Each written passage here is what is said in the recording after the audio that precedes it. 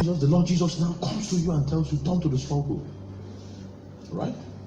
You prisoners of hope, you've been here for too long. He said, even today, that means, today means now. I declare to you, I speak to you. Did you see that? Two things. Now I speak. So there is a now, a time element. Then there is a speaking element. Remember, faith comes by hearing. You must hear what has been told you. But you hear it now. It will happen now. Faith is always now. Hebrews 11:1. Now faith is, not was. That means I've received it now. You preach the word, I receive it now.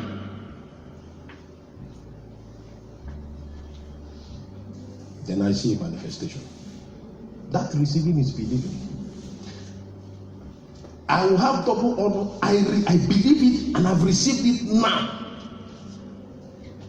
It is inside of me. The circumstances around, my five senses will contradict what I'm saying. And I'm not believing them, I'm believing the word I've received. Did you get that? So I focus on that. You see what faith is? Now, let me show you another thing. Faith, Hebrews 11:1. Faith is the evidence, is the substance of things hoped for. You see, hope again. I'm hoping for it. But he says, now faith is the substance of things hoped for, the evidence of things not seen. The best way I think I may describe it is that I go to, maybe I'm traveling to the US. In New York, I land. I meet a friend where I'm waiting for a layover. And we start talking. He said, I have a property that is good for your church. I said, really? Yes. How much is it? He said, no, I'll give it to you this way. Talk. He said, I have the documents here. So he gives me the original, maybe the CFO of the document. I said, okay, so we agreed. I take the CFO, we sign off. And then I enter my flight, I go. Who does the property belong to now? You. Huh? You. It belongs to who? Why does it belong to me? Because I signed that I have the CFO, the original CFO, without seeing the property. So I go to America, maybe I call you people from America. I say, oh, the church has gotten a new property. Say, praise God, Pastor, where is? I describe it to you. But I didn't see it. But I have the document. I've not seen it. Now that document is evidence that that property is mine. Yes. So I'm telling you, what faith is not the real thing. I'm expecting 1 billion. What God does first, listen carefully. What God does is that He gives you the faith first, the evidence of that 1 billion in your heart. The title deed, that's why it's called the title deed, the legal evidence. So in the spiritual realm, that's why we don't receive. In the spiritual realm, they ask you, you're believing God for this? Yes. What is the title deed? You don't have it. They say it's not yours, so you won't come. You see this place, this venue we are using now? Anybody that has the title deed is the owner of the place, even though the person doesn't know. So in the spiritual realm, you're claiming things you don't have title deed for. It will not work because God is just.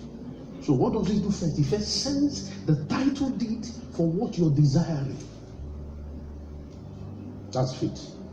Now that title deed is not the house. It's just a document, the legal document that this thing is mine. So you come, maybe they call me in Nigeria, and I call, they say, no, Pastor, there are people there. I say, no, but I have the title deed. Doesn't matter whether there are people there or they want to go, it's still mine.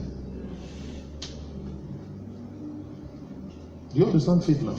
So faith, that's why Hebrews 11:1, faith is the substance and the evidence. So the evidence that something exists and that is mine, that's faith. When the thing comes to manifestation, I don't need faith again.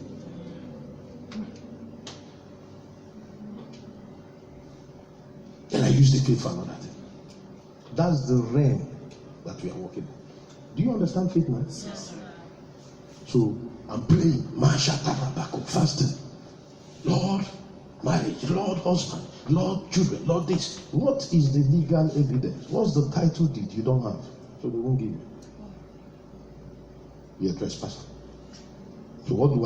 I go to God. That's why Jesus told them, turn to God, the stronghold. He will send the word. Now, look at Sarah. They were believing God for a child.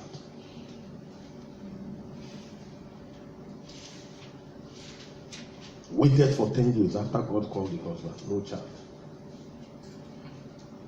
I'll say, Abraham has tried.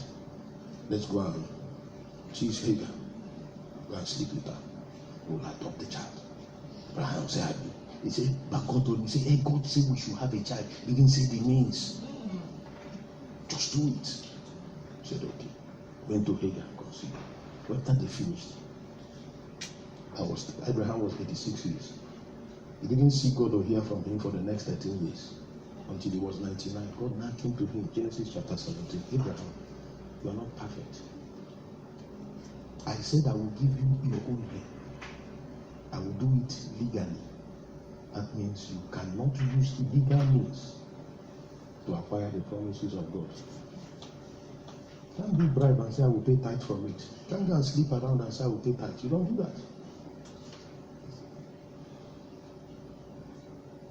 So God told him, 13 years of silence, then God told him, be perfect, walk before me and be blameless. And comes to Sarah. What he told Sarah was repeated in Romans chapter 9, verse 9. And told Sarah, by this time next year, now a definite word has come to Sarah. Every other thing they were in hope. So he told Sarah, by this time next year. So that's why Romans 9 says, now this is the word of promise to Sarah. It was not to everybody. The word of faith is not to everybody. As I'm talking, you receive the one that is your own. Because your problem is not the problem of another person. This time next thing, the word of promise. Immediately Sarah received that word, believed it. The next day she gave birth. See how it works? Because she believed it. When she believed it, her body senses was dead. Genesis chapter 20, is it 21 or 18? Genesis 18. It says in one of the verses that it has ceased to be with Sarah after the manner of women. So biologically speaking, medically speaking, she cannot conceive. This was a woman of 89 years. But the Bible said that when the word came, she left the way she was feeling. Left the medical report. It has never happened before. But she believed that word. Because what God does is that He makes promises. Are you following what I'm saying? Yes, sir. So when He makes the promises, anywhere that promise provokes faith, He comes and fulfills it.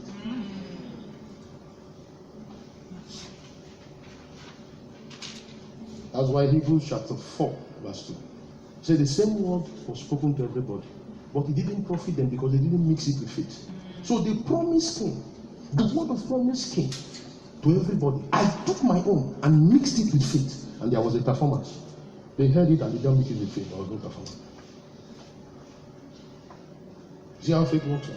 So Sarah received that word and mixed it with faith. What is faith? Faith is always opposite to the senses. Always opposite to the senses. How I feel. So what are the senses in Sarah's body? She was past menopause. She was 89 years. It has never happened. Medically, it's impossible.